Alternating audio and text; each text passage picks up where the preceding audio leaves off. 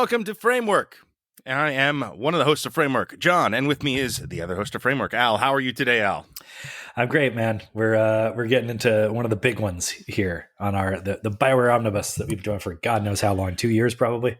I mean, kind of since we started, really. Like one of the first episodes we did was sort of a Dungeons and Dragons episode to prepare us to start talking about Baldur's Gate 1. Yes. At the beginning. Like during the pandemic, we did this. So it definitely was in the pandemic, and I remember. I still like that Dungeons and Dragons episode. I think it's very interesting. Dungeons and Dragons is a very interesting topic on its own, but we were doing it as a way to get into the Bioware Omnibus, which is looking at all the Bioware games. They started with a Dungeons and Dragons adaptation, and have kind of over time stripped that engine they built for a Dungeons and Dragons simulation for parts going forward. There's a whole lot of that in the Dragon Age series, which we will also get to eventually.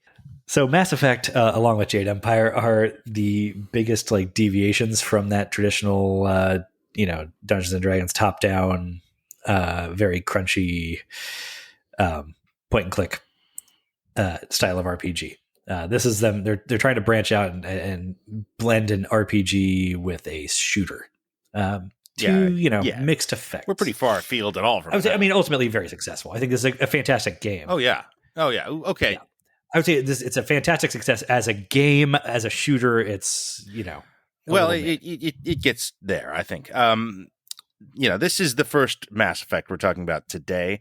There are 3 Mass Effect games. We're not even going to get through the first one here today. This is a massive franchise. I mean, I think going into this, being like, yeah, we'll go back, start at the Baldur's Gate, play the BioWare games. I was like, and we're going to talk about Mass Effect ultimately. This is sort of the big one for me, the huge thing that they've done. And I've liked a lot of stuff, almost everything they've done. And then Knights of the Old Republic, Jade Empire, certainly the Dragon Age games, but this game, these games, this story, this intellectual property, I mean, I hate using it. I mean everything Mass Effect. The entirety of this concept, this gaming world, is the most compelling thing for me. This is the most exciting one. I would say if you just like said, what's the best video game? Your favorite video game of all time? I would just say, in a general wash, the Mass Effect series. This is significant for me. But it's kind of like saying the Lord of the Rings trilogy is your favorite exactly movie. What it's like, yes. You're kind of cheating. It's a big cheat. Yes. But also I think there's a more clear answer with this one, actually, with this trilogy as to which one is the best of the trilogy. I think there's a pretty strong consensus that it's Mass Effect 2. Probably, yeah. Narratively, I think it's the weakest one, though. Yeah, that is the narrative is what the angle we're most focused on with this. So that's going to be an interesting one to look at because it is kind of weak there. Like, one of the things we have to do about this is, how do you adapt this to the screen? And Mass Effect is primed for that. Big time. It'll be a fantastic prestige TV series whenever they get around to throwing $1 billion at it. But weirdly, the best game is the one that needs the most like punch up to make it into a movie or a show. Yeah, for sure. I don't know how that's a whole conversation that we will have. Don't worry. We're going to talk plenty about how to adapt Mass Effect because we have ideas. But just to start with this first game, the beginning of Mass Effect, the original one. I mean, I was excited going in. I remember when it came out. I think this sold me an Xbox, if memory serves. I was on the fence and I was like, I got to play the new BioWare game. Might as well just get it. And because it was Xbox exclusive, if you recall. I do recall. Yeah. It kept me. I'm still not a PlayStation person because Mass Effect and Dragon Age were on the Xbox, and that was, the killer apps for me. Well, okay. So talking about the first Mass Effect game, that's sort of the opposite of what I was saying about Mass Effect 2. This is the story that I think will adapt most easily and directly, probably. To the screen, totally. With the smallest number of tweaks, but it is the rawest in terms of gameplay. As a game, this has got some issues.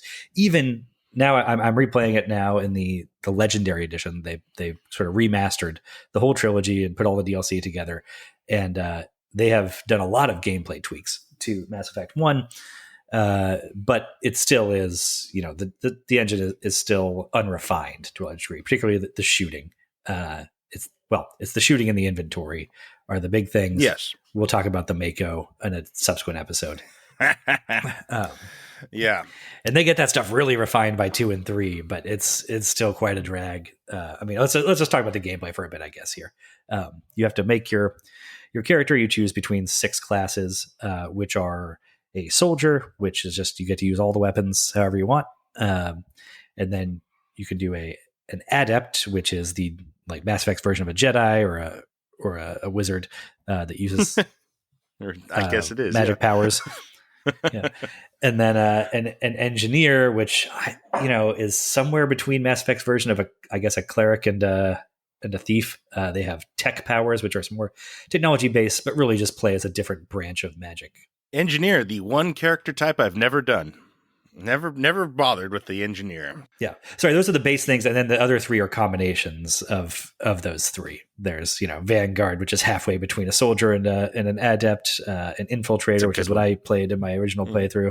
Yeah, that's a good one. That's where you get to you get some engineer powers and you get a sniper rifle, which I love. Mm-hmm. And then there's the sort of, I forget what even the name of it, the Sentinel, I think it has some engineer and some adept powers. That one, I never actually done that one. It always seemed like that it gives you access to all the special powers, but actually Mass Effect is better as a pure shooter, I think, than as playing a wizard in this has never been that appealing to me. I had a lot of fun as adept. And also their special ability is focused on shields, which is not fun. No, it's not. No, it's not a good class. No question about that. Infiltrator is great because sniping is the way to go in this game. We'll talk about combat. Absolutely. But man, I love sniping in Mass Effect. And yeah, there's a lot of issues with this. Like as a pure character creation, there's some light elements of RPG. Like what's your background? You get like one of 3 choices. The face modifier hardly matters at all. But it is cool to design your character's face. I've had a lot of fun coming up with new Commander Shepards in Mass Effect, and I've had a lot of them at this point. Yeah. It's pretty robust, especially as it goes on. Sometimes you can really come up with the perfect face. I had a really good Obama once. I had a really good Barack Obama Shepard. Looked exactly like him. That was fun. It's funny. that my original Shepard that I started in 2007, before I even really knew who Barack Obama was, I think he was just kind of new on the scene, but certainly wasn't even running for president yet, I don't think. But I ended up with an Obama lookalike too, kind of. Obama was a popular. I think one of their presets was probably kind of yeah.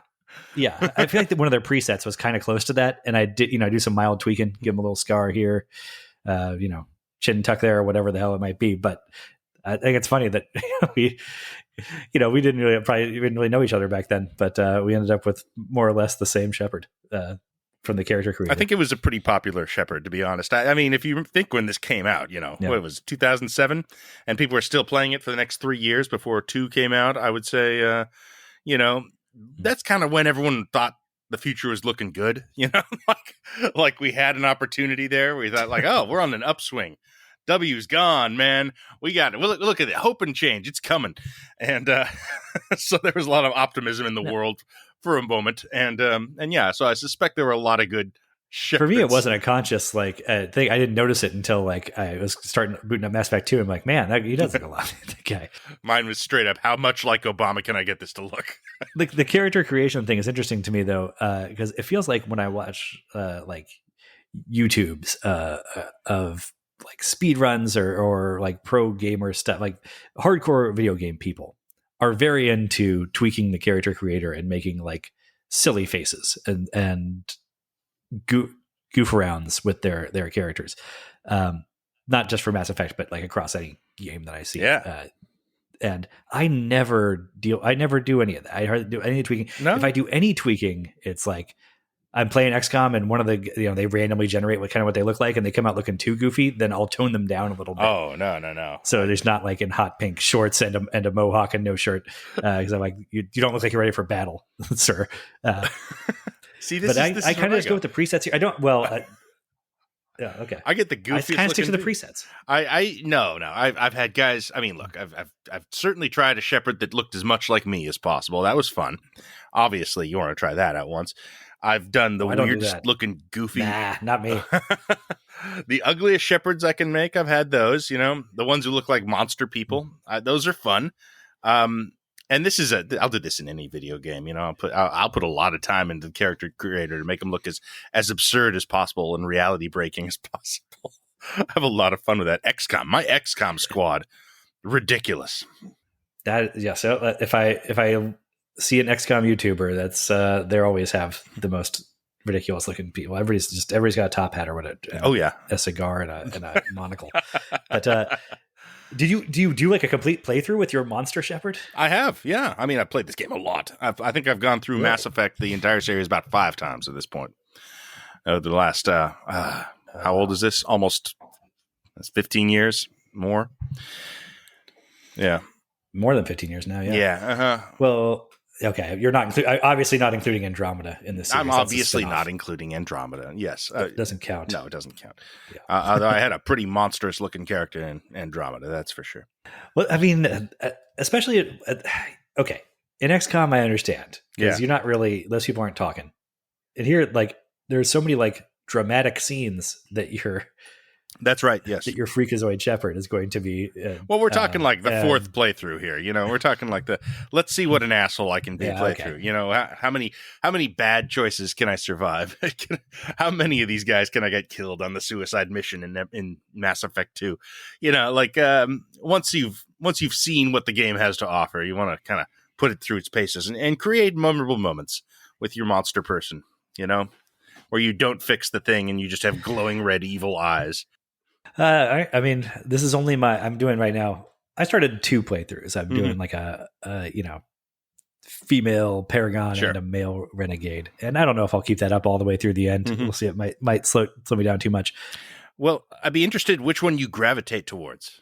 It is kind of like my canon Mass Effect run is kind of muddled in my head now because the original one was the male infiltrator, and he ended up getting with Tally. Weird in the end. Okay. Yeah. And so that was my first gun through. And then my other like full playthrough was a female shepherd that stuck with Liara the whole time. And that feels closer to actual like Mass Effect canon to me in a way. They want you to be with Liara, I'm pretty sure. Well, that relationship makes like it's the best one. Yeah. Granted, not having played through nine times to sample them all out over the course of the whole trilogy, it feels like that one is by far the most developed across 3 games. Yeah, and male or female. There's no good romance option if you're a female shepherd, really, other than Liara. Yeah, I mean, I guess you can get with Garrus in the end. The Garrus romance is not good. It's awkward. It ruins the friendship. It's across both playthroughs. We had the exact same relationship with Garrus. You know, even though they were, one was more Renegade and one was more Paragon, and one's a man, one's a woman, and all that. That I was consciously trying to try out some new things, but the relationship with Garrus turned out to be exactly the same in both cases, and it's fine because it's kind of perfect. Oh yeah, there's the ideal Garrus relationship you can have. That okay, yeah. So we haven't even met Garrus yet. We haven't met Garrus. We're okay. So you get through character creation, which can take as long as you want it to. Really, I've started up a game of Mass Effect and then like an hour later been like, I can't actually start playing the game yet, but I've mostly got the character down. I'll do that in any RPG. But once you do, you are ushered into one of the most immersive, compelling narratives in RPG and video game history, in my opinion. This is why this game is so great. Now it gets there with the combat, it gets there with a lot of other aspects, but immediately what this game has, what Mass Effect has, is the narrative and the world and the lore of Mass Effect, which is superlative. Bioware learned so many lessons from some Star Wars, from making Knights of the Old Republic, and I guess have they done the original Dragon Age at this point? No, I don't think so. No. I mean, it's in development, but they have not. It has not come out. They did Jade Empire. They did Jade Empire. That was their first original setting. That they created themselves, and we said we kind of like that setting there. But this is next level. It is remarkable for how much this Yeah, this is right, and how much it's not just a Star Wars ripoff. No, It it's is closer to Star Trek ripoff. It is closer, but it's kind of with more Battlestar Galactica in it, like the Yes. reboot, because it's more militarized. Well, here's the thing. Yeah, Mass Effect is a composite world in a lot of ways. This is all the popular kind of space adventure media that has been produced in the last 50 to 75 years or so. Just sort of processed, expanded on, and in the best way for a video game, which is that you kind of get to play all the things you like, all these little aspects of it. You like bureaucracy with other races in space, you got that. You have run and gun missions out of Alien. You got that. You have, as much, it seems like they even have sort of an elastic relationship with how hard the sci-fi is, like how intense the amount of science that is being applied to it is. You can read the details on the planets to get to know exactly how because if you want to see, like, have they thought about weight and gravity and faster than light travel in a more than cursory way? Yes, they have, but you can ignore it completely if you want a more streamlined action experience. It probably leans that way more in general, but the hard stuff is there. It's kind of everything all at once, thrown into a blender, and then it's a sandbox. I don't know. Am I doing it justice? It's got so much of other things here, but it does feel unique. I'm sure you are. Mm-hmm. Well, is it a sandbox either? Because I think one of the great things about Mass Effect for me, and this will way down the line when we get to the end of the whole trilogy, lead to a lot of people turning on it, is sort of, for me, a big part of the appeal is that it is a very curated experience, and there is a driving story going through this. It's not just a sandbox the way that I don't know, even like a GTA game like has a plot, or right. No, I mean the Red Dead Redemption, especially 2, has more of a plot, I feel like, but it's more diffuse.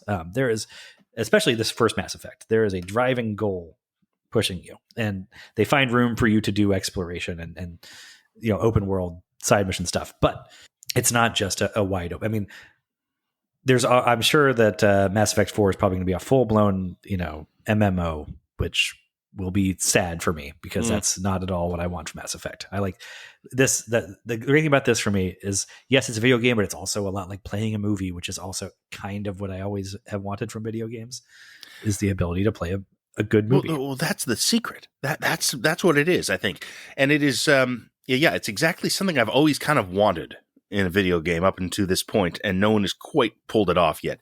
The playing a movie thing. That's what BioWare really does better than anyone else. You feel like you are, controlling the events of a Lord of the Rings, or or a space version of that, obviously. But one of these massive, epic, sweeping storylines full of characters, and yes, I'm describing an RPG here, but there are cinematic touches to Mass Effect that do make it feel like a different medium than a video game, as often as not. It was innovative at the time. Just the camera angles and the conversations that you're having, the lighting in certain places looks like nothing I've ever seen from, these top-down Final Fantasy things, which is what I always thought of as RPGs up until this point. Like you would have a party, you would have turn-based combat, you would have, conversations with bubble boxes on top of a bird's eye view. This is an entirely different deal. And it was striking at the time. It's still striking. I mean, it's been duplicated and copied many times over at this point by BioWare, by a lot of other people. But it is, an evolutionary step from where things were from Jade Empire, but it's a big one. Yeah. I mean, I think for me, there were games that had succeeded at this 2 degrees before. Like Knights of the Old Republic worked pretty well for me in this way, but it was, but it felt like more like an animated movie just because of where the technology was at the time. Even going back to, I think the first game to ever really sell me on that as a kid was by one of the Final Fantasies, like Final Fantasy 6 did have some of that feel in a very crude form. But like I said, here, like the technique is so much stronger. One thing that's always been burned in my brain, I guess made a big impression on me in the first Xbox, was the opening like cutscene introduction to Shepard, where he's just kind of walking through the Normandy and like brushing past somebody and like putting his hand up to sort of like lightly touch their arm as he pushes back, like, hey, coming through.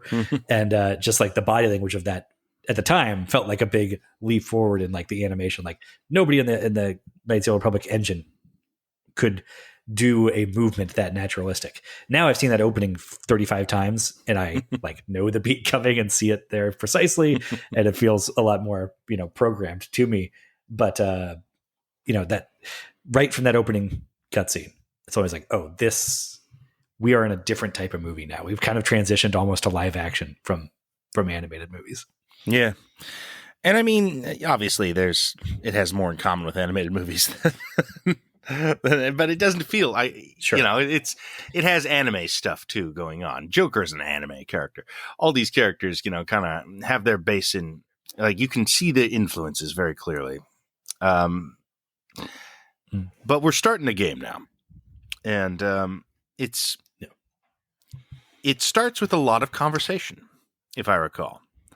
You don't get out on the field immediately. You are walking around the Normandy, talking to people.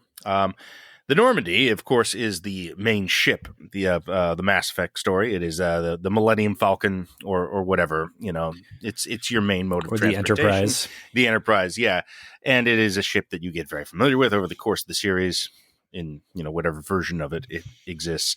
But just walking around at the beginning, having these conversations, getting a feel for the dialogue trees that pop up.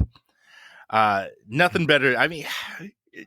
Okay, for real, is dialogue the most fun thing to do in Mass Effect? Is it the best part of the game? I think it might in be. Mass Effect 1? Yeah, well, for sure. Yeah, probably. Yeah, I mean, I think so, yes. I mean, that's where the story is the most interesting, and you can exert more control and influence, as illusory as a lot of that influence is, because there's only a couple of tracks you can really take it down. It's not wide open, which again, when we get to the end of the trilogy, I think it's a lot of people mistook what they would actually want from these games as being wide open. I can do anything and make anything happen. And I just don't think that is as appealing as some people imagine it to be. But you still feel like you're controlling, you're influencing the flow of a conversation. There is the illusion of control aspect of this, which is, I think with 2023 eyes looking back, you can see it a little more clearly. A lot of things have moved beyond this, technically at this time, but it really does feel like you are driving the world or the narrative and the conversations within it all the time in these games. The way it works is there is a good and evil system.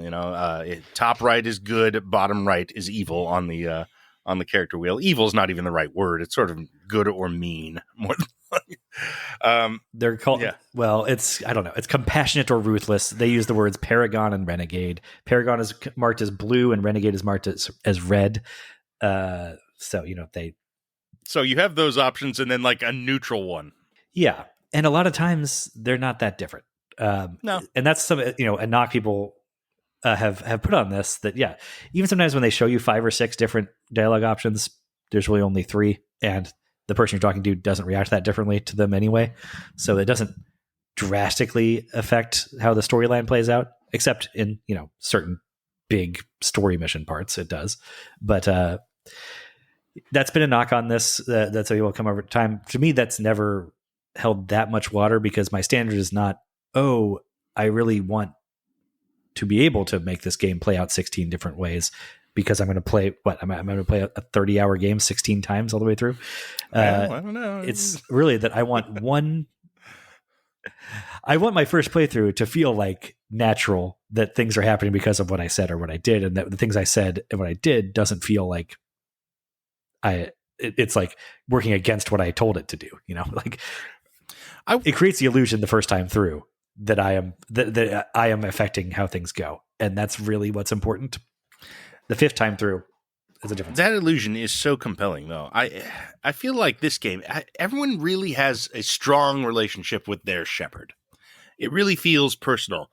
how much you control or drive the story of Mass Effect, because I think there is sort of a fundamental bonding that occurs with your character. If you just play the game, it's just a natural occurrence of watching this character interact and do things and make choices and have his little, preset animations where he's like, oh, rubs his head, all those things make you feel proprietary over what is going on and what this character does. And I think that's part of why everyone was pissed at the end of 3. But it is unmatched by most other video games. Even in Andromeda, you can see them trying and failing to hit this mark. It's one of Bioware's magic tricks, and I think they've never done it better than they have with Shepard. Everyone has a relationship with their Shepard, and yes, if you play it a second time, certainly more. After that, 3, 4, 5 times, you will see the rails. You will see how little choice you actually have. But that doesn't matter. It doesn't matter because the illusion is so complete, at least that first time through. And after that, it's kind of just... after that, you're kind of looking for it, actually. You're trying to break... Well, after that, it's just gravy. That's what I look at it. Yeah. Yeah, after that, there is the gamer impulse of just trying to test the limits of the cage and see where you can find I found you out, Rockstar. You didn't account for what happens if I parachute jump off of this and across this ocean. Yeah, and by modern standards, there's a lot less of that than there but by late aughts standards, there is a lot of room for flexibility and choice in this game, I would say, compared to what was coming out at the same time. Certainly more than a Final Fantasy game. Oh, but far more granted, I haven't played a lot of recent Final Fantasy games, but it feels like they're much more on rails. Or JRPGs. Just identity. Yeah, they're kind of innovating this style of game with these. Well, no, they're not. Knights of the Old Republic is the innovation of this style. No one else is doing it. Baldur's Gate. There's the reason we started way back there. Right. Probably Fallout was doing it back then too, but yes, Fallout was doing it. Again, It feels like a totally different era. I said, just because things are now animated, we moved out of silent protagonists for the first time. That's the big leap here too. Yeah, right. Maybe we kind of brushed past that, but yeah, that's the thing is, okay. So it's interesting what you said earlier about how people feel so proprietary of their Shepard, and the voice is a big part. That's definitely true. I hadn't thought about it much. Mm-hmm. Yeah, but I hadn't thought about that much because even more so than say the later Dragon Age games, where those also have like fully voice performance protagonists that like Mass Effect does, but people aren't as protective of their one true Hawk or their one true Inquisitor in those games. No, it doesn't feel like. Obviously Hawk, because nobody likes Dragon Age 2, but people are more protective of Shepard, and it's interesting because Shepard is a more authored character. Like you said, we can spend a lot of time tweaking the appearance in the character creator, but you choose a background that doesn't really factor into anything. And there isn't not nearly as much customization as in a Baldur's Gate, whatever, traditional RPG, total blank slate thing where you pick everything about that character, their race, their appearance, their class. And then even when they don't speak, like all their words are yours. Because you imagine, I guess, your own voice doing it. The theory behind that is that is an empty vessel for the player to really like imprint themselves on. And it's not, that you're playing a movie character. It's you yourself are in this world in Elder Scrolls or whatever. It's that way. Right. Mm-hmm. And yet Shepard is as much as it is a performance given by Jennifer Hale or Mark, whatever his name is, that is sort of written by the Bioware team. People still like have a more personal relationship to that. And I'm not sure if that speaks to just how good the vocal performances are, how well the animations match up to it so that it feels natural. Just if the story itself is more engaging, at least before the end lost everybody. But there's something interesting there. Well, I think it is. I think it's just that it's a good sci-fi protagonist, honestly. Like it's a Captain Kirk character, but a character that you as the player feel a shared authorship of, a kinship with, that you wouldn't have with a movie with Captain Kirk. because you're not participating in the experience of that story at all. Whereas in this, you at least have the illusion of it. You're the guy who pushes the blue button instead of the red button. You are the person who, these choices are the sum total of what I have experienced in this game. And you know that it is different in some ways than other people. You can have a good relationship with Garrus or a bad one. You can have you can be the Paragon or the Renegade version of this character. You make the choices, and there is a bit of a transubstantiation there that occurs where you are driving the narrative, especially if you make Shepard look like you. It is personal insert into this world, and I think that is. In the end, I think that is the number one thing that this game series does right. The number one achievement of Mass Effect. Yeah. Isn't that true of all the other games that have a voice protagonist like this, though? Like I'm saying, Mass Effect must do something distinct from how Dragon Age does it. I think it's the writing. How Deus Ex does it. I mean, I think it's just incredibly well written to that end. There are so many little scenes where somebody tells you how important what you did is. So many moments in the game where it's just like, nobody could have done that other than you, Shepard. You really are changing things. There's so many moments of positive reinforcement for choices you have made. Even if they're negative choices with negative results, it's still a reward in a way, because it is the result of your actions. I know this can be applied to any other game. Yes, this can. I think it's just with a really good script, with sort of an innovative amount of control, or at least, as we're saying, the illusion of control over the narrative. It feels trailblazing. It feels unique. And I think it doesn't hurt that, it all carries over directly one game to the next, over a lengthy trilogy. It's cumulative. That's a real innovation that we'll talk about more with Mass Effect 2. But yeah, that is mind-boggling to me, that the extent to which they managed to pull that off, and to which a lot of people take it completely for granted. I feel like that other games don't do that. Like there's almost they were able none. to do that to any degree. Yeah, yeah, because it's like impossibly difficult, I think, to map out. But I mean, that's like, so on one end of the I guess protagonist spectrum, you've got the blank slate Baldur's Gate person or whatever. Right. I think Fallout. Well, you have a name in Fallout, right? I've never actually played those games. The old ones I've never played either. No. But on the other end, like something like Red Dead Redemption 2, for example, right, has an even more authored main character that you still make choices in that game that can affect the outcome of how things play out. And yet I've never met anybody who has like a real, my Arthur Morgan wouldn't have done this take on anything, or the way that you hear about Shepard's. And so there, like I said, it's something unique to this franchise. And maybe that, I'm not saying that I don't have an answer for that, and what exactly that is. Maybe we'll uncover it as we go. Another thing to put a pin in for that, I think part of it also is that you are such an important character right away, and that you have many people reporting to you. You're not building yourself up from nothing.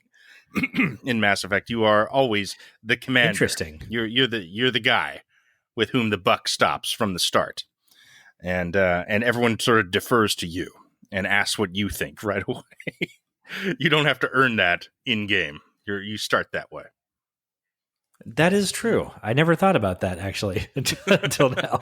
But as opposed to all other RPGs, I mean, it does start you out at a level, level 0, and but you are like the kind of legendary soldier to start with, but you also have like, a 0% rating in pistols to start with. Yeah, well, it's you don't really have any skills, but that's just the game mechanics. Yeah, ludonarrative dissonance thing.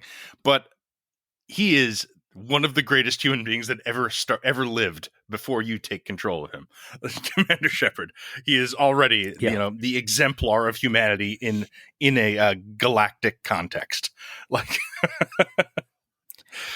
that is, it's pretty impressive that they pull that off. You're right. That because that should feel obnoxious to me.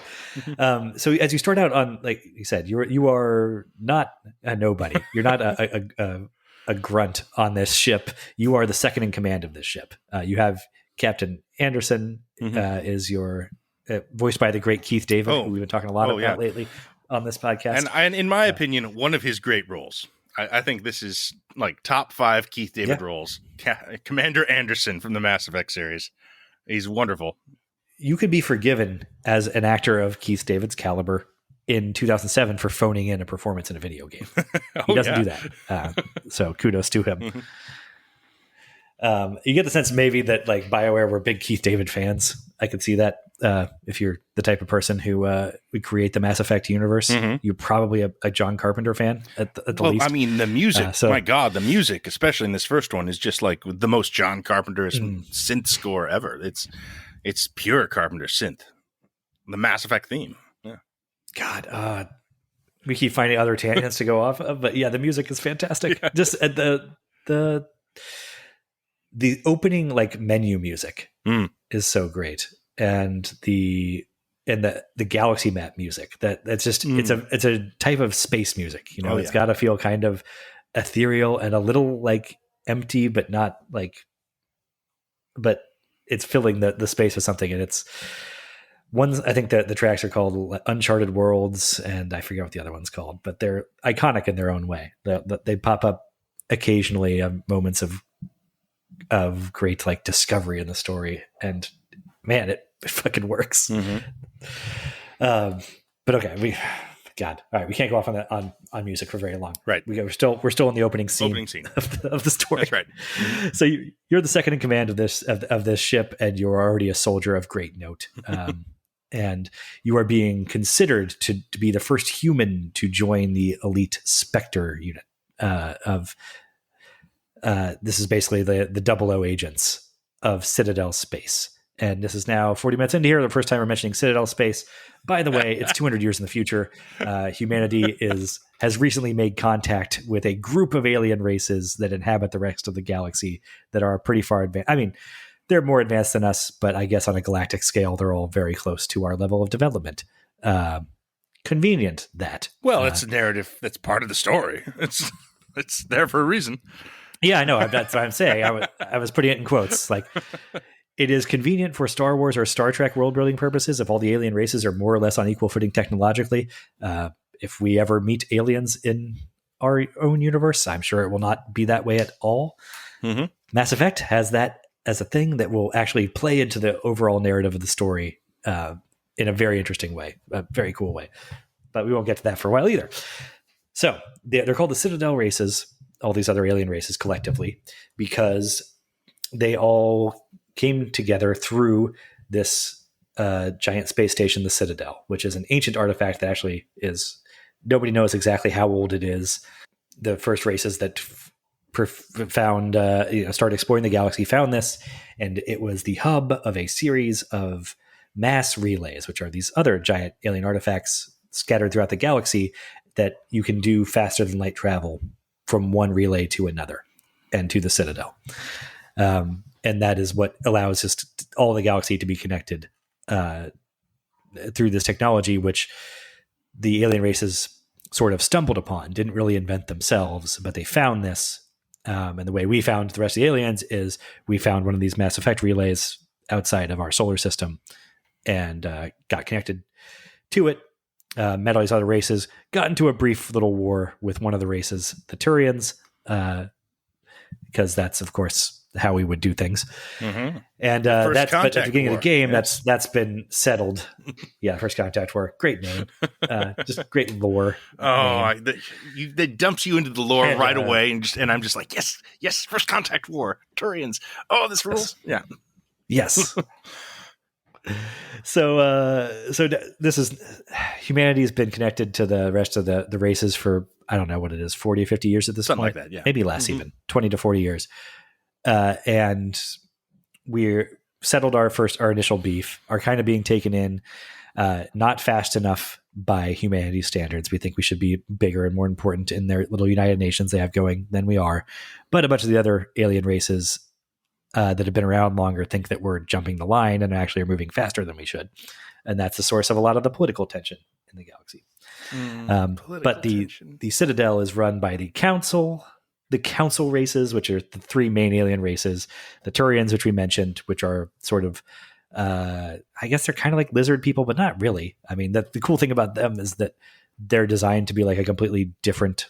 I think they're even carbon based, or that. Yeah, they're different. They like can't eat our food. They have a dextrose based diet, I believe, is what it's supposed to be. Sure. But they're very, very interesting designed. In some ways, they're the most human like of the races. They just don't look like us at all. They got scaly shells.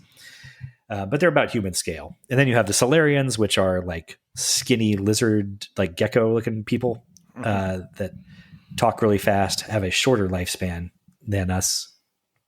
They only live about 30 years, I think, is the thing. Yeah. Which I just noted as being, that's not a huge thing in the story, but interesting in that fantasy races generally are depicted as having longer lifespans than humans. So it's interesting to see one that is, just as intelligent as humans, have just as developed of a civilization, but actually have a shorter lifespan than us. I guess that's all inherited from Tolkien, that all of his races lived extra long. Yeah, well, I mean, they're alien races, so you can do anything that you want. These are really creative, like world choices, world building things. They think of things that normal things don't. The Solarians are great. They are they're basically frog people, scientists. They have goofy little voices. They all sound like I don't know what Kumail Nanjiani a little bit. He plays one in Andromeda. He voices the one in but and they all talk kind of fast. Like a little bit of Micro Machine Man in them. And then you got the Asari, of course. And they're like the elves of Mass Effect. They lived the longest of anybody. They were sort of the first ones. I believe that canonically they're the first ones that found the Citadel and were the first ones to make contact with other species.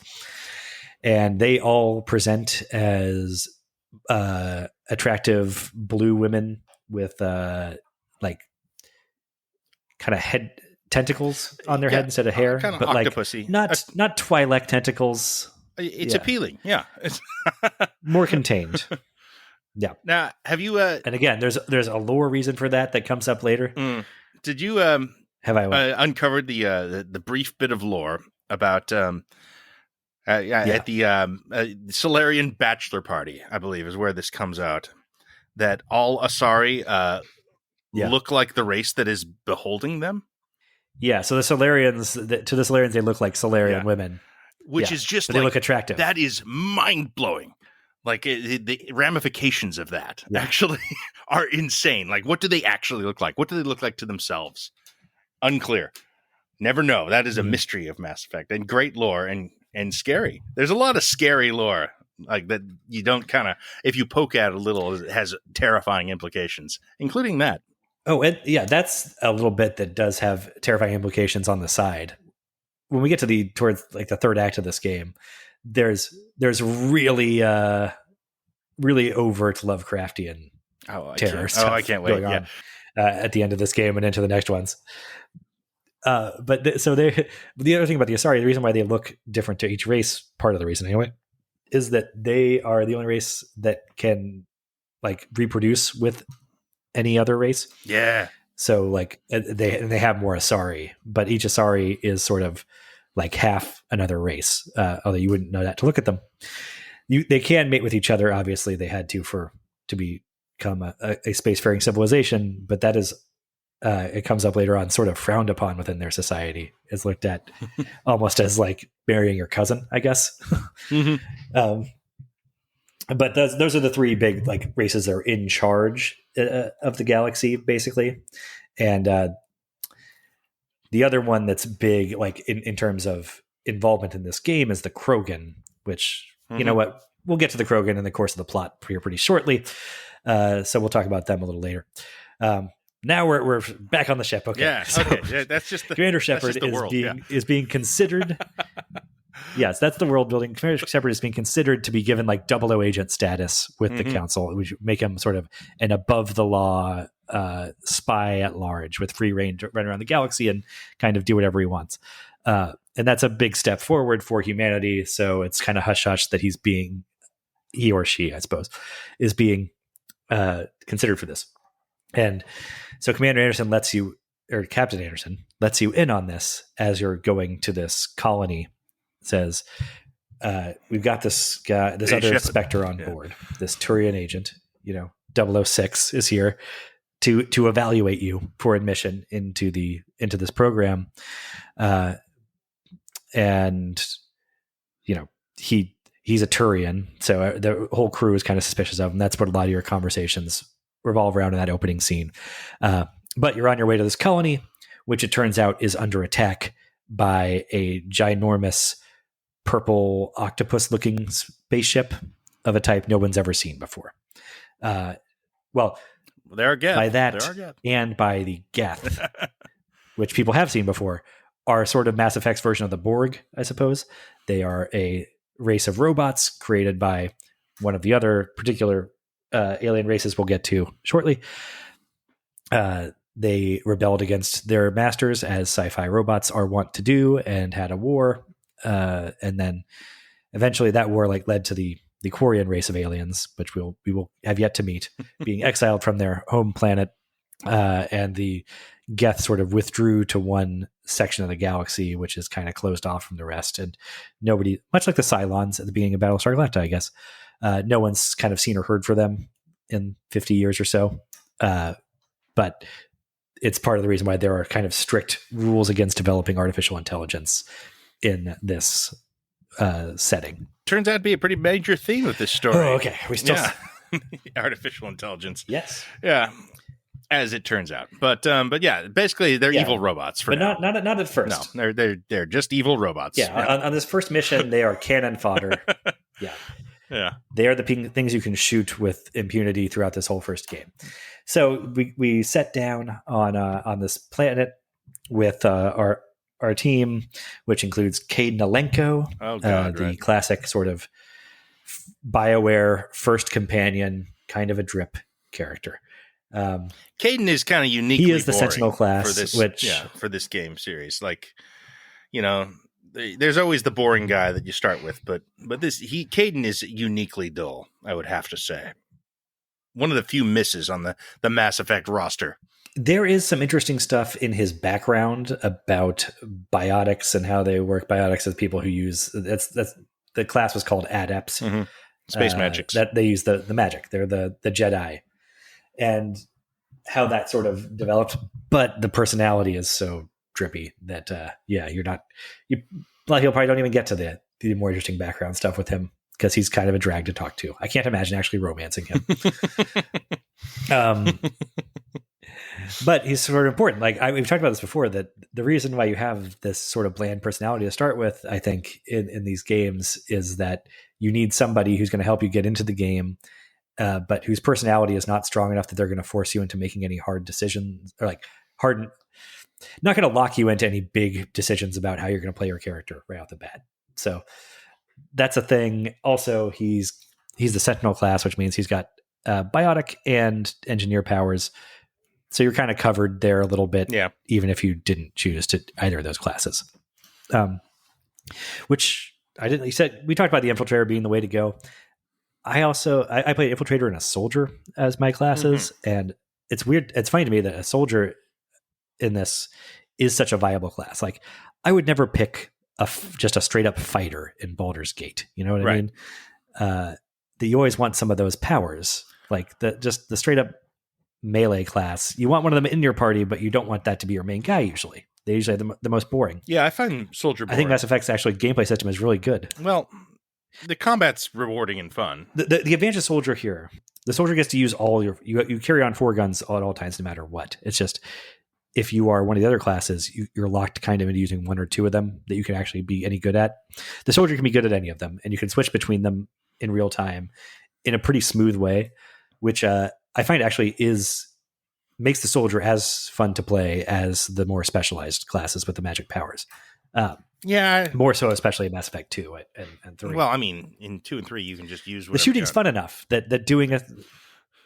Yeah. Well, yeah, but there's still advantages to carry. If you're using every gun in Mass Effect 3, then makes you less effective with your other powers if you're carrying too much around with you. But I don't know. Just the shooting is fun enough that I do think the straight up vanilla class is actually just about as fun to play as the others. I put that as a mark in its plus column. I did a soldier playthrough. Anyway, it's always. I mean, the combat is rewarding. It's fun to do. It's cover based.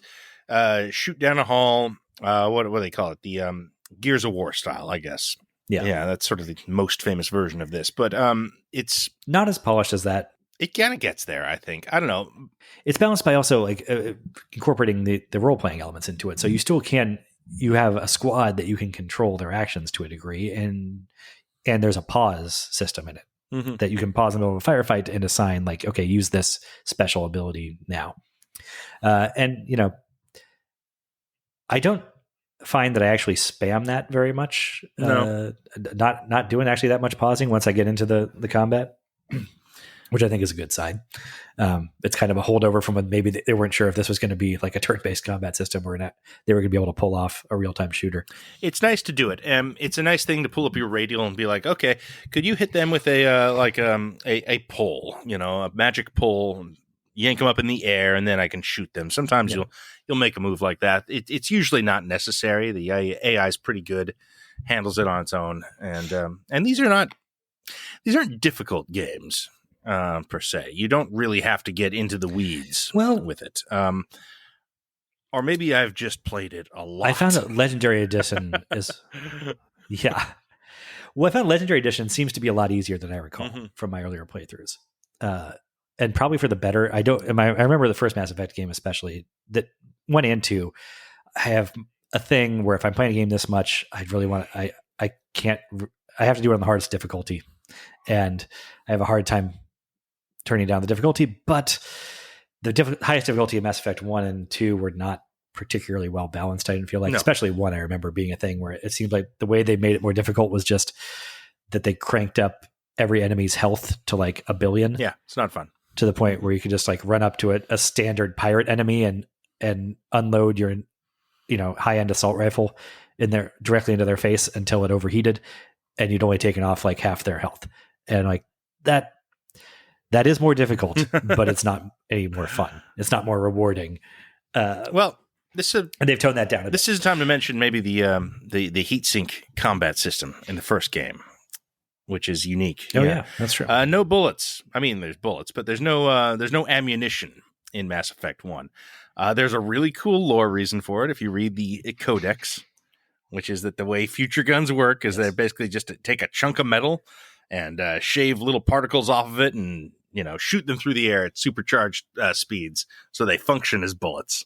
So anything can be ammunition. That's really cool. And then they somehow get rid of it for the next 2 games. Yeah, but what it means is you have. It's got. I guess it's the idea is that each gun has like one bullet, a big bullet inside of it, and they shave off like a few molecules at a time to fire as individual pretty bullets cool from that, which is kind of cool. Functionally, what it means is you have, and then each gun has its own like rating. Yeah. So basically, each gun has its own rating of how much it can fire before it overheats. Yeah, and that's what it is. You can fire until it overheats, and then you have to the gun has to cool down if you let it blow out. That's the firing mechanic in this. Yeah. So you're never out of ammo, which is nice. But yeah, you can't unload or you'll have a dead. You are if you overheat. Yeah. Like you have to wait for it to cool down, which is effectively like reloading. But you never have to do that if you could watch like the heat meter rising. You can stop before you get there at any point. It's cool. Or if you're a soldier, you can just switch to a different gun. Just quick, off the cuff. Do you prefer that or the bullets from 2 and 3? I think I've actually preferred the bullets. I do too. I'm saying that's a cool like deviation from the norm, but actually in gameplay terms, the bullets are better. Yeah. I mean, in gameplay terms in 2 and 3, they're not actually bullets you're picking up. It's additional heat sinks, but it means that when you overheat the gun, you can eject something and insert a new heat absorber into it. So it's effectively a new clip. Yeah, it just happens to work exactly like bullets. But they maintain the lore. Yes. But the lore stuff is maintained about that. So anyway, you're down now on this planet, looking around. You realize that it's the Geth attacking, which nobody's seen in a long time. You come across a survivor of their local Marines that her platoon got wiped out. This is Ashley Williams, who will become one of your party members. She joins up with you there to go explore, the rest of the colony. You get a cutscene here. These are pretty rare to get cutscenes that like cut away from Shepard's perspective in That's right. these games. But one of them shows the Spectre that was there to evaluate you had gone off ahead of you, and he encounters another Turian Spectre there named Saren. He's like, Saren, what are you doing here? Blah, blah. And he's like, don't worry about it, buddy. Blah, blah, blah, blah, blah. And then Saren shoots him in the back when he turns around. So we now have our villain for the game.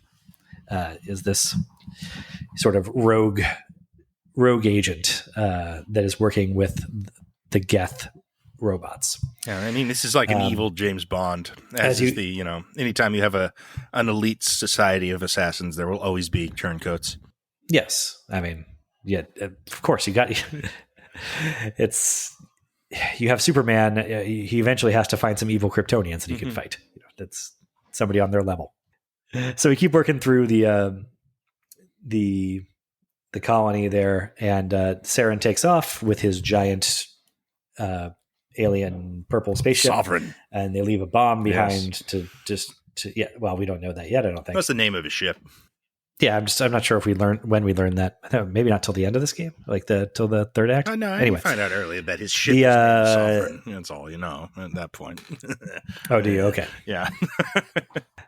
So he leaves a bomb behind to blow up the colony and like the evidence that they were there, and this beacon, which is the reason why all this had happened. The Prothean You've come beacon. to find this artifact. Yeah.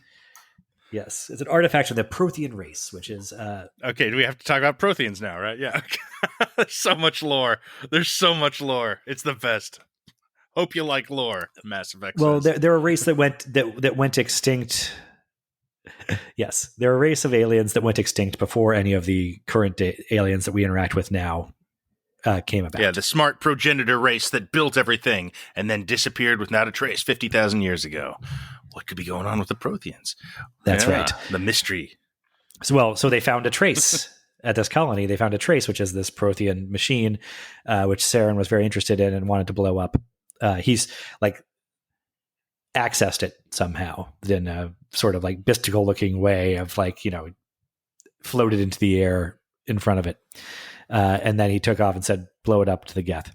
You come up there, he disarmed the bomb so it doesn't get blown up, and Shepard then accesses the beacon too and gets this vision of the Protheans being wiped out by a race of machines that is distinct from the Geth. I mean, it's not so really, now, you can't really tell that go back. The time. It's just a lot of visuals of just, screaming and violence and Hellraiser imagery, kind of essentially. Yeah, it's pretty cool actually. The way the vision is presented is in a totally different like style of animation, like art style from anything else in the game. Yeah, it's very unique, and it makes an impression because of that.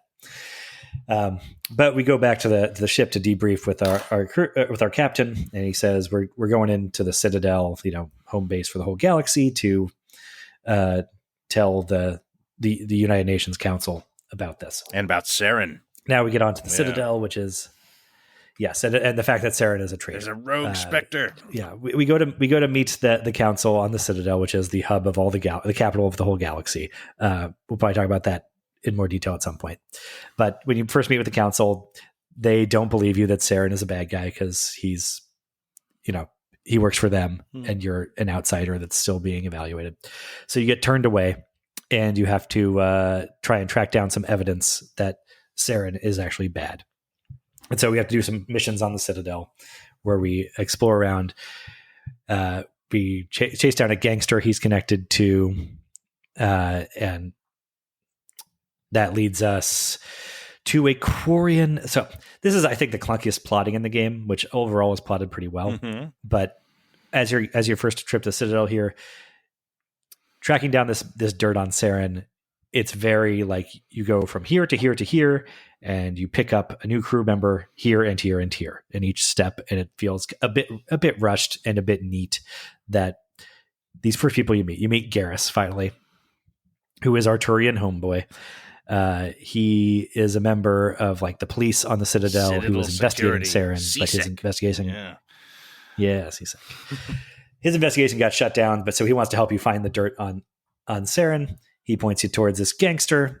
Turns out there is a Krogan named Rex, who's a mercenary who has been hired to go after this gangster at the same time that you are chasing him down. So he'll help you out with that.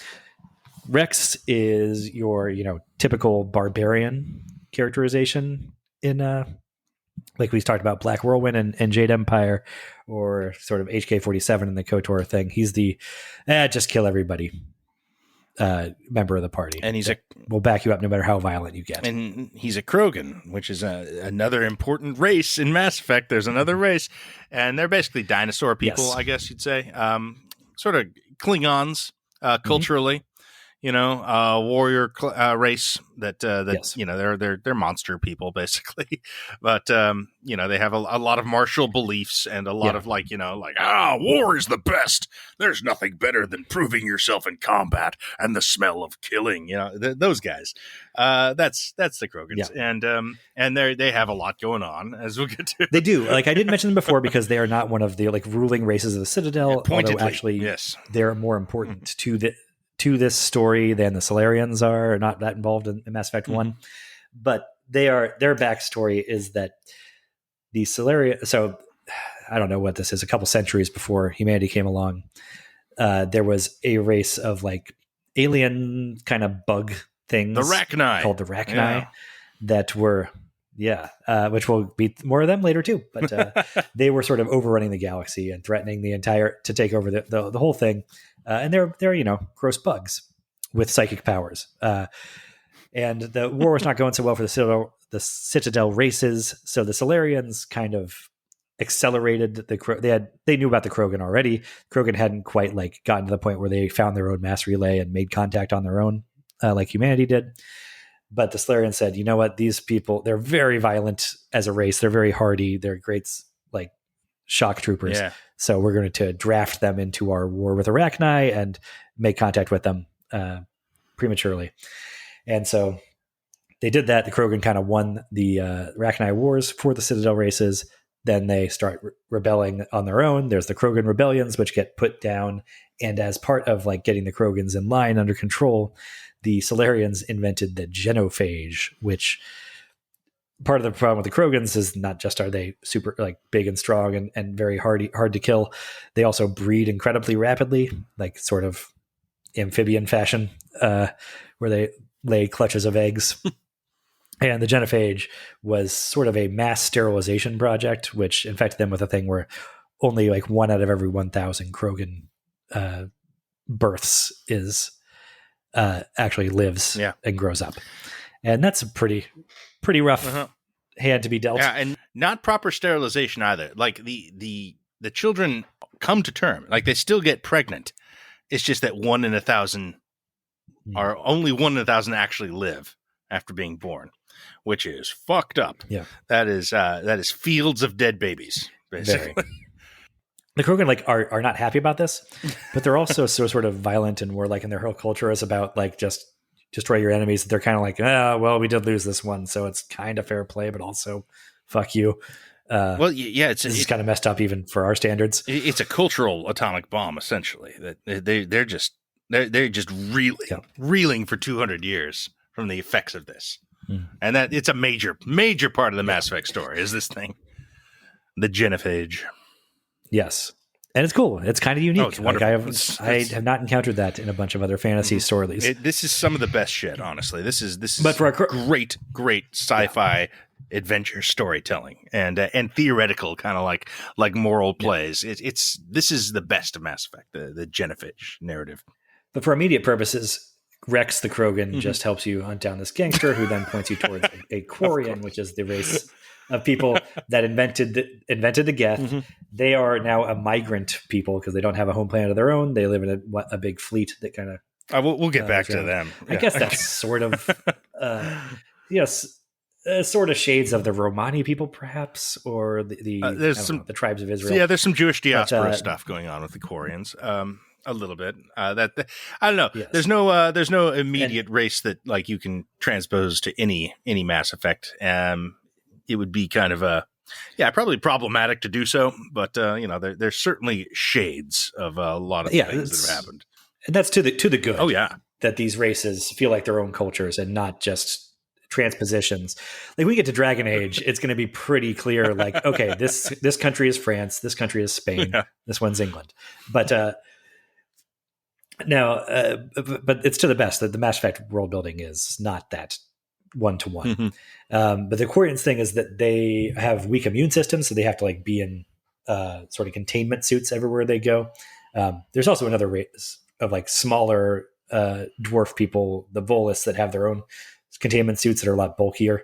The Quarians are in these sort of form-fitting exosuits that allow you to still romance them later in the series. But it's a cool thing that you don't get to see their faces. They're behind, face plates. You just get to see kind of the outline of eyes and maybe a mouth. And for as much as it's a Jewish diaspora, they also have an Amish Rumspringa tradition. Yep. where their young people go on a pilgrimage away from the fleet and are supposed to like find something useful to bring back to their migrant fleet. And the girl you meet, Tali Zora, is doing that, and she came across. She was able to get like a memory core out of a Geth before it self-destructs, which is their normal protocol. And on that core, you see Saren ordering the Geth around, and this provides the proof you need to show the council that Saren actually is a turncoat and is working with a Geth. And that in turn leads them to say, okay, we will go ahead and make you a Spectre Shepherd, and your job is now to go and hunt him down. Mm-hmm. And that's the first act of this game. We have now, because Garrus and Rex the Krogan and Tali the Quarian are all coming with us on our ship, along with Ashley the Space Marine and old Kaiden the wet tissue. Yeah. And they're going to be our crew as we head out into the galaxy to hunt down our rogue Spectre.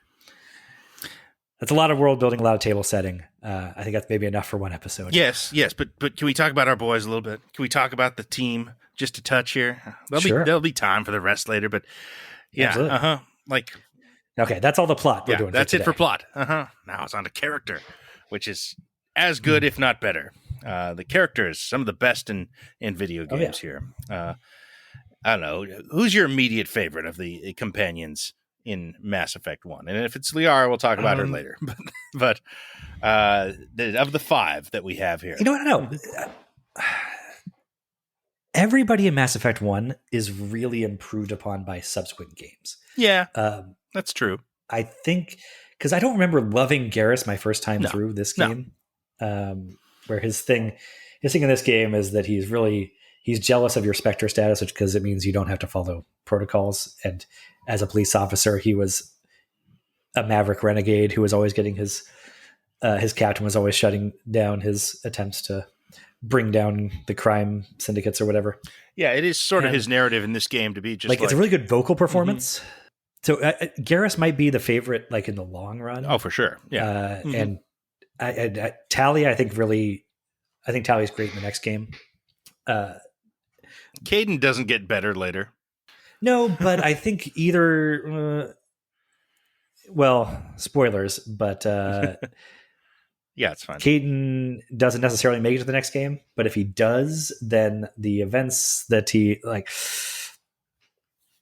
Whatever. If you're not listening to this, playing only a third of the game, so only there's a point later in the game we have to choose between letting Kaiden or Ashley die, and whichever one of them survives that is then more interesting for having gone through that part of it. I suppose. But I don't know. We both start off. I mean, Kaiden and Ashley are nobody's favorite characters in these, and it is sort of remarkable, and maybe actually to the series' overall benefit that in this first game, the 2 human companions you have with you are the most boring, and it pushes you into using the aliens more. I mean, the humans are almost always the most boring. I think in all the games, like they add a new boring human in 2, Jacob, and a new boring one in 3. I don't even remember that guy's name right now. Freddie Prinze Jr. James. Yeah, that guy. Yeah. But yeah, that doesn't matter because you've got everyone else. It is interesting that I think most people probably prefer Kaiden to Ashley because Kaiden is not like explicitly racist in the way Ashley is. That's sort of her thing. she's sort of an unpleasant personality a lot of the time. I think I've let her Yeah. live once. Okay, so 3 many times I've played. So going through this in order that they're required. We talked about Caden. Yeah. He's a wet blanket. Mhm. Blah blah blah. Then we have Ashley. Her thing is that she's a space racist. A spacist, yes. Yeah, well, she doesn't like she doesn't like alien races. Mhm. She makes the point, which actually I think is a perfectly good one, probably in like real world terms, that it's not racism because they're a different species, and like they are racism is that, or as human beings, we all have much more in common than than separates us between one race to another. Like Mhm. racial differences are really superficial and incidental among the human race. When we go to a different species in a different solar system, that's not necessarily the case. Like, right? Yeah, when you're when you're dealing with a volus, which is like a 3-foot slug creature that lives in a sack all the time, full of what is it? Formaldehyde. There's an inherent difference there. It's true. You can make some prejudgments, I guess, in that case. Or a hanar, which is a big, stupid jellyfish that is prone to religious fanaticism. Right. Or the Elcor, so the elephant people. There's a lot of non-council races running around the Citadel that are a little angry about humans. But yeah, I mean, to her point, sure. But that doesn't matter because, the way it manifests is she'll just like wandering around the Citadel being like, wow, I can barely tell the aliens from the animals here. It's that kind of shit. And you're just like, oh, thanks, Ashley. That's cool. I'll remember that for later. Thank you. And yeah, bitching about how she thinks they're weird or they smell bad and shit like that. It's just like, because they're basically humans. They can talk to us. I mean, they can fit a spacesuit on. They can carry a gun. Yeah. No, and that's, of course, it's metaphorically, it's racism. Yes. So, right. I don't know. But she's not, I don't know. She's not virulently racist. She's not like trying to convince you to wipe out all other races or saying that we shouldn't interact with them at all. She's just saying like, the Normandy is a human military ship. I'm not sure that we should fill it up with potentially hostile aliens, which, I mean, it's probably true. I don't know that our best nuclear submarine should be staffed with humans from China or from Russia necessarily, because they are potential adversaries. And this is a military aligned with one particular faction of humanity. Right. Like, that's not an outrageous sentiment, but it's all kind of coded in racism. Of course, the part of the arc of the character is that she will learn to accept aliens more over the course of the game. Yeah, if she makes it that long. I don't know. I'm going to try and romance Ashley in one of these playthroughs and see how it goes. Go for it. I want to hear how that goes. I could never get far with her. Never interested, really. I mean, you got Liara and Tali right there. But yeah, well, let me know how that goes. So then we talked about Garrus a bit, and Tali Zora is sort of the ingenue. She's a youngish girl. I mean, what does young mean in alien terms? Who knows how many years old she's supposed to be? She's on a rumspringa. But she presents as, as a 19, 20-year-old, kind of wet behind the ears ingenue. And but she's also, very good with machinery, and she's your engineer. Yes, you have 6 characters on your team ultimately, and they all break down to these 6 different character or classes that you could have chosen at the start. So you have one of each throughout the game, basically. Yeah, that's true. I hadn't even put that together. Yeah. And then Rex is, like we said, the big barbarian guy who's there to encourage you to solve everything with bullets. He is, I guess, the vanguard character because he has some biotic powers too. Yep. This is something we'll talk about in the adaptation. The biotic powers are pretty thick on the ground in these games in a way that I feel like you probably need to tone down for the screen. It's doesn't feel very special or impressive if every third person can do Jedi tricks. That's an issue that Disney's running into with Star Wars shows lately, but that's for another day too. I'm not watching Ahsoka. So that's what we got. we got 5 people. You know, 3 interesting ones, and about 3 that will encourage you as violent as you want to be. And like Ashley, Garrus, and Rex are all fine if you want to be a full blown renegade. Tally and Caden might be a little aghast at some of the worst things you do.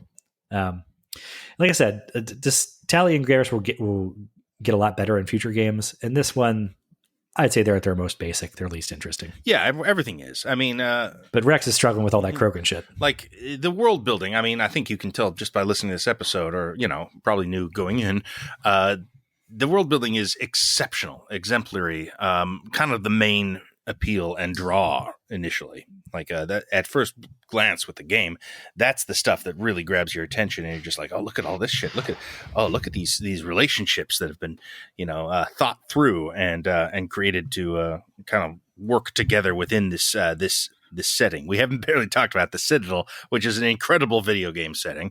I mean, there'll be plenty of opportunity to. It's pretty significant throughout the entire series, but yeah, like just the amount of detail and the amount of just incredible imagination that has come to bear in this game right away, and obviously is, I mean, I was going to say overwhelming, but it's not. It is graspable.